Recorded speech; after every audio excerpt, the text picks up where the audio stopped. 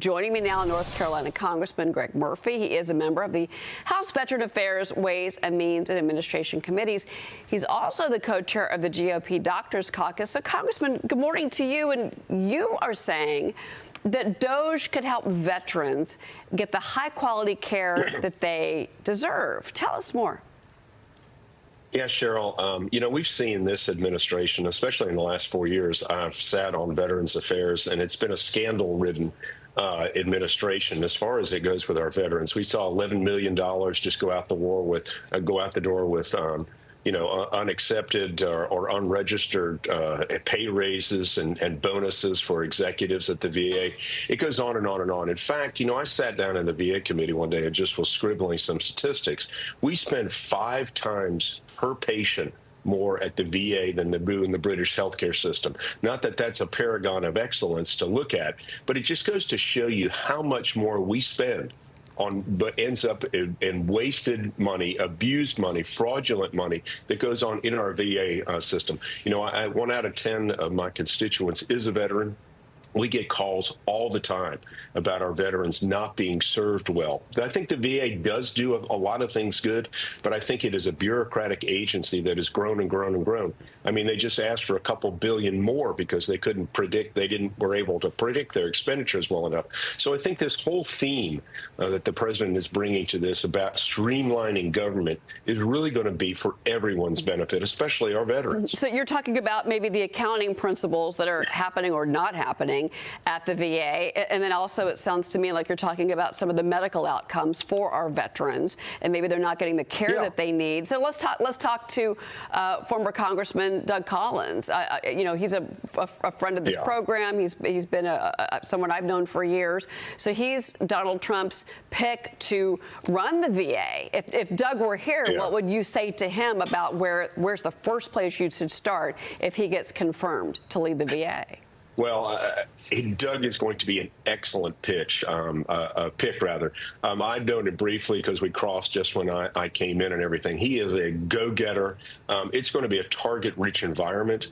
We want efficiency, and it's a change, Cheryl, in the calculus of thinking about what government does. Is it, well, we need more money to this, we need more money to do this? No, we need to learn to do it more efficiently, like private business does. And so I think it's going to be, a real welcome change by the American people, and get back to really serving what we're supposed to be doing with taxpayers, with our veterans, making sure they have appointments on time, make sure they don't get bounced around endlessly within the system.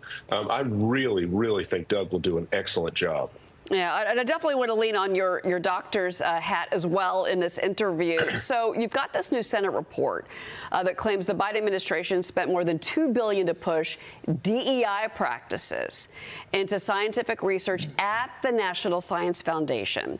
So the U.S. Senate Committee on Science, Commerce, and Transportation put out a 43-page report titled Division Extremism Ideology, How the Biden-Harris NSF Politicized Science. And one of the things they write is that committee analysis found 3,483 grants, more than 10% of all NSF grants, and totaling over $2 billion, went to questionable projects that promoted DEI. The committee grouped these grants into 5 categories: status, social justice, gender, race, and environmental justice. Congressman, I want to get your take on this, in particular because President-elect Trump has made his now recommendations as who should take over in these agencies. Cheryl, I am outraged when I hear things like this. Science is supposed to be objective. It's not supposed to be politicized. We saw Fauci do it. We saw Pelosi do it. We saw Biden do it during the pandemic, bring politics into science. I will tell you, a day of reckoning is coming. Those need to be eliminated immediately, first day of his presidency.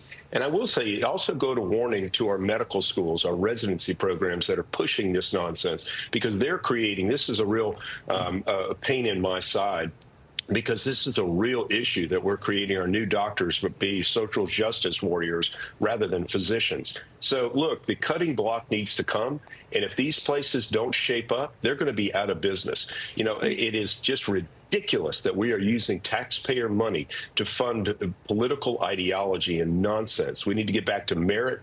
We need to get back to excellence. And we need to get back to what America has stood for, not this political nonsense being funded by the American taxpayer. What is your first priority when you go back to work in the new Congress? In the new Congress, we're going to get back to looking at our deficit because it is the great silent killer that we're fighting against in this country. Our GDP now, our debt to GDP ratio is about 125%. We need to try to work it back down to 80. I mean, most of the European countries, Germany, well, not most European countries, but Germany, for example, runs about a 70% debt to GDP ratio. We're paying almost the same amount of interest on our debt that we spend on the defense budget. But if you look back, we talked about the student loan program, how much it's cost, how much the immigration, the hundreds and hundreds of billions of dollars, how much that has cost. We're going to be working on our tax package on Ways and Means and trying to get pro-growth policies that are fiscally responsible for the country moving forward. It's time the adults came back in the room. The children have been playing for 4 years and basing all their decisions upon emotion and what makes it feel good. It's time for the adults to come back in the room and actually fix things. And maybe take the amount of money we spent on DEI, $2 billion out of the conversation and at least off the books. Congressman Greg Murphy, thank you so much for being here, sir. Appreciate it.